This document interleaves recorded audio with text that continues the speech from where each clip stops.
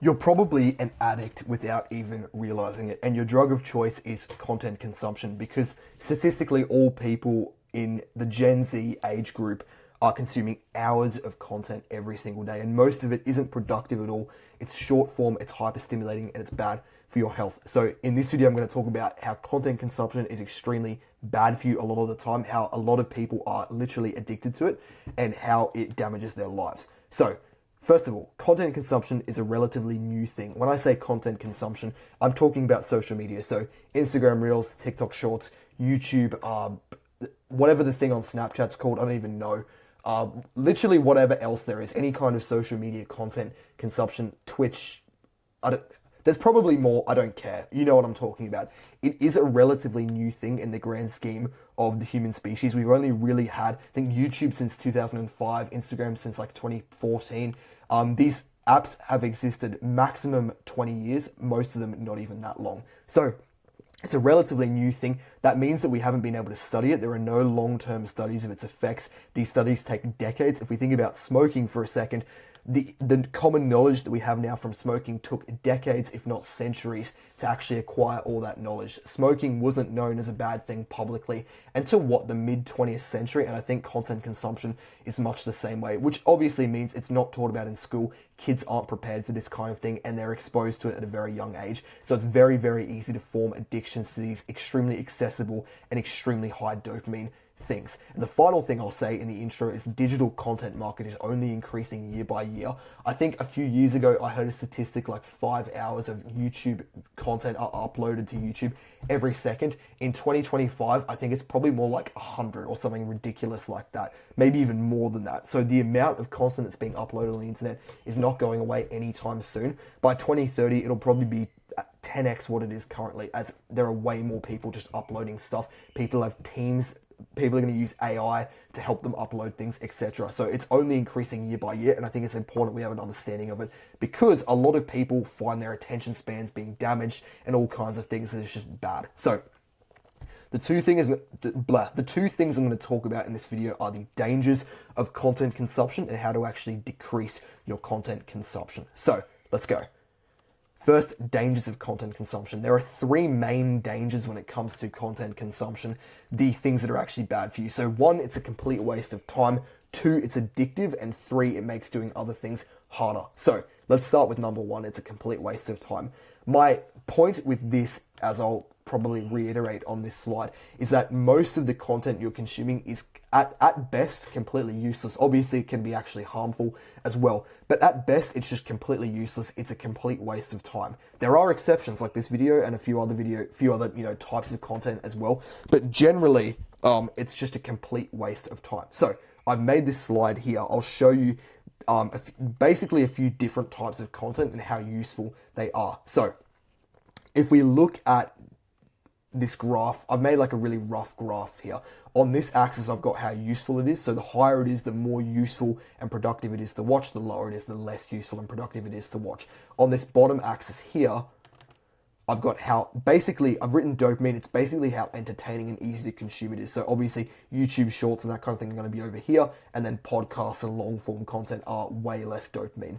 If you look at the kind of content that is down here, the most addictive, most entertaining stuff that is the least useful, that is 99% of the content people consume. It's bullshit, TikTok Shorts, Instagram Reels, that kind of thing. And it's just that kind of content that's really bad for you. Things like this, that is just crap. They're really bad for you, and that's basically everything that is consumed by most people. Obviously here you have shorts that are more educational, like I don't really think this qualifies, but maybe things like this that are actually educational, this is Andrew Huberman obviously, they're a little bit more useful.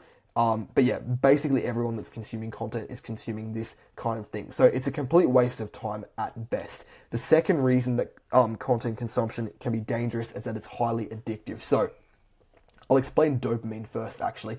If you don't know what dopamine is, you've probably heard of it. It is what's called a neurotransmitter in your brain. It's basically a hormone in your body that gets called the motivation hormone. So when you do certain types of activities, for example, eating junk food, watching short form content, watching a movie, things like that, they actually release dopamine, different levels of dopamine. The more dopamine it releases, the more pleasurable the activity is.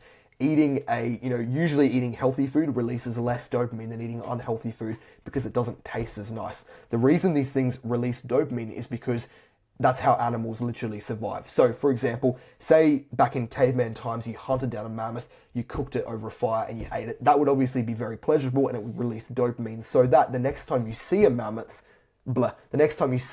before you've done anything, you actually get an anticipatory dopamine release because you're just seeing the thing that brought you dopamine last time. That's why when addicts, or even not addicts, even like normal people, when you see some food that looks nice, you actually get an anticipatory dopamine release to motivate you to go eat that food. That's exactly the same with all animals, and it's literally how you survive. If you don't have any dopamine at all, you just don't feel motivated to do anything. The problem is that nowadays there are a lot of things that have been scientifically engineered to cause maximum dopamine. So things like short form content, junk food, video games, things that aren't good for you, bad habits, but they're very, very addictive because they're extremely high dopamine. And content consumption, particularly the things on this right side, as we talked about before, are extremely high dopamine, which makes them very addictive. They're hyperpalatable. Hyperpalatable basically means you can consume a lot of them in a very short period of time without like getting distracted. You can just go boom, boom, boom, watch like 100 of them in one go. And we know that's true. You've probably scrolled through Instagram Reels for hours at a time. And so yeah, that's definitely true. But yeah, that's a huge danger. They're very, very addictive. They're hard to put down. When bad habits are hard to put down, they're bad habits. Bad habits that aren't hard to put down aren't bad habits. They're just things that you avoid because it's common sense. So yeah, that's the second reason. The third is it makes doing other things harder. It destroys your motivation and focus. So as we talked about before with dopamine, the more you do as you do things that are very high dopamine, they give you dopamine spikes and they feel really good. Okay, cool. What actually happens though is when you constantly do high dopamine things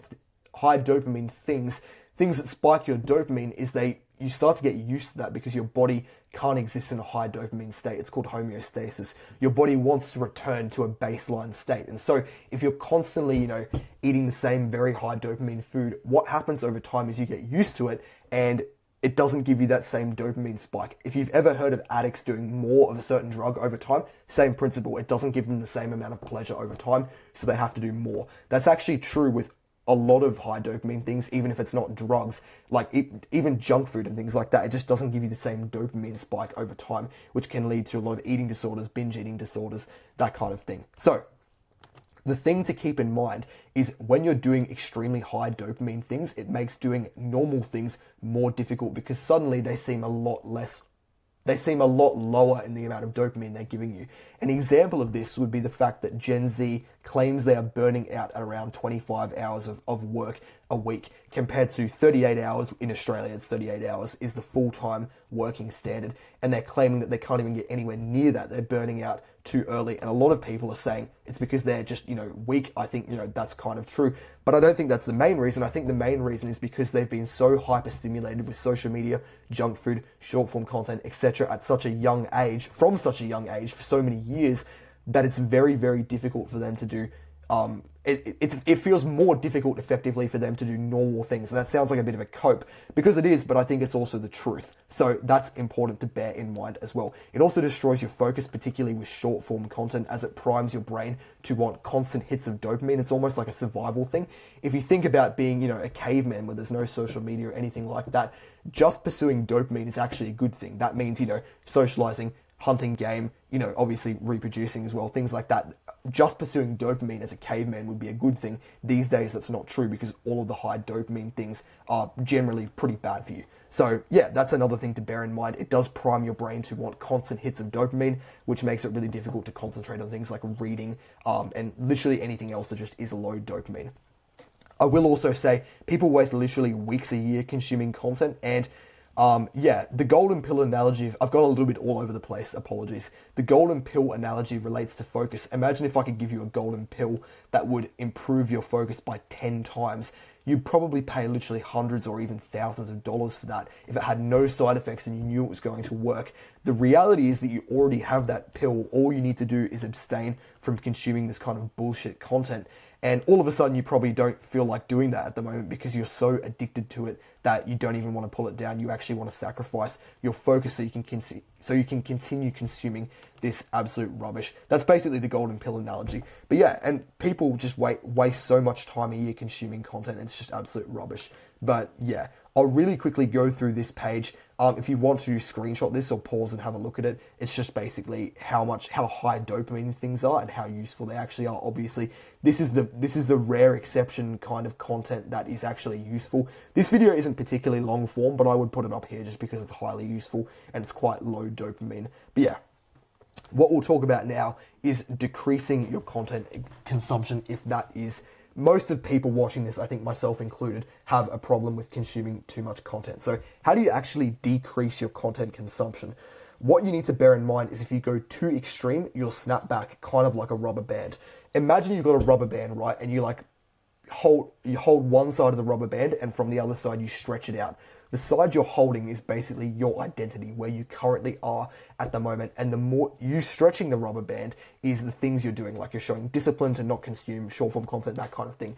There's only so far you can stretch the rubber band before it snaps back, because you have the identity right now of someone that just consumes short form content and is a little bit of a moron, like you're watching Instagram reels for an hour. So because you're stretching it from that point so far, you're only going to snap back. What you actually need to do is start smaller. You need to kill the ego and start with small steps. You need to start stretching the rubber band a little bit so you can get used to it rather than stretching it really, really far. So what I'd recommend is start with cutting out short form content, all of it. And that might sound like a little bit of like I'm violating what I just said.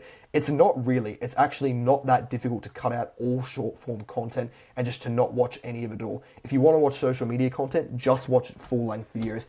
Don't watch Instagram reels. The number one thing I'd recommend actually is just to delete Instagram, because if not having the app on your phone is going to be way better for you not consuming short form content. Obviously, you're probably going to make a bunch of excuses. There really isn't a reason to have Instagram.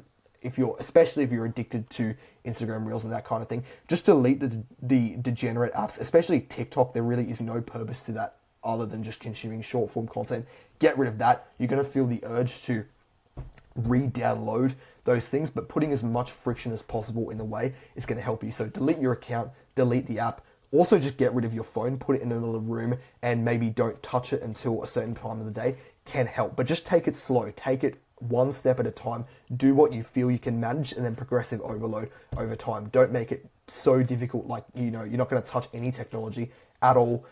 That's going to be way too difficult for most people. That would even be too difficult probably almost for me. So yeah, a few other advanced tips to keep in mind are just obviously delete the apps. Already said that. Video filters, you can download, I don't know how to do this on an iPhone, but I've done this on my laptop. You can download filters to actually block videos. I find that helps. For a lot of people it might not. But yeah, color filters can also help, turning your phone on black and white, disabling touch to wake, so you have to actually push the physical power button of your phone to get it to turn on instead of it just turning on whenever you fucking walk past it or something like that. And then finally, a dopamine detox. I'm not going to go into that in depth in this video, but basically, a dopamine detox is abstaining from the bad habits, not just content consumption, all the other bad habits that are very high dopamine and are not good for your health. I'll link that video in the description below, but that's another really good thing. And the final thing I will say is always forgive yourself for mistakes, because shame is the lowest emotional frequency. When you make a mistake, when you watch some short form content, you're probably going to feel really bad, and it's not good to be in this state, because you're only going to feel motivated to do more bad things to make yourself feel better. So yeah, whenever you do a mistake, just forgive yourself and work to get better over time. You're not going to go straight up in a straight line. You're going to go like zigzag. Some days you'll be worse, some days you'll be better. But as long as overall you're going up, that's what we're after. So guys, definitely hit the subscribe button. I'm writing an ebook at the moment that'll be out soon. And yeah, have a good one.